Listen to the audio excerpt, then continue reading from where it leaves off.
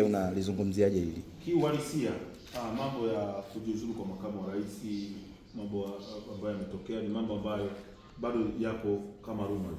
Tusubirie serikali itangaze kwamba makamu wa rais amejiuzulu. Lakini baada ya hapo, sheria inamtaka mheshimiwa rais kabla ya siku 14 awe amesha mteua mtu mwingine kuwa makamu wa rais, na jina litaletwa bungeni, litapigwa kura na wabunge walio wengi.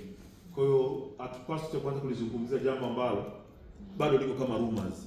Unaelewa vizuri? Hata kama kunaonekana kuna andiko linatembea, lakini tunaamini kama tamko litatolewa na serikali. Unaelewa vizuri? Lakini kwenye chama, mimi ni mtu mdogo sana. Mimi sio mtu wa kujadili mambo ya chama.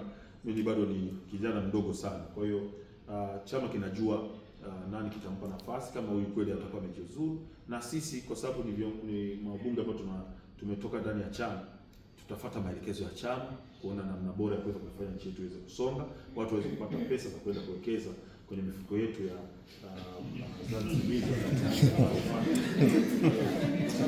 unajua tutafanyaje? Kwa sababu lengo ni kwamba watu wawe na hela, waweze kuwekeza, wapate faida, wapate magawio ya timini. Sasa kama kulikuwa kuna mtu anaweka mguu chini watu wasipate fedha, sisi hatuwezi kuungana mkono na jambo hilo. Kwa hiyo tusubirie serikali itoe tamko rasmi, na sisi kuanzia kesho tutakuwa tuko bungeni, na kiuhalisia kama taarifa italetwa bungeni na wabunge tutajadili, na tuna uhakika wa Tanzania tutampitisha makamu wa rais mwingine ambaye atakuwa ni bora kwa ajili ya maendeleo ya nchi yetu.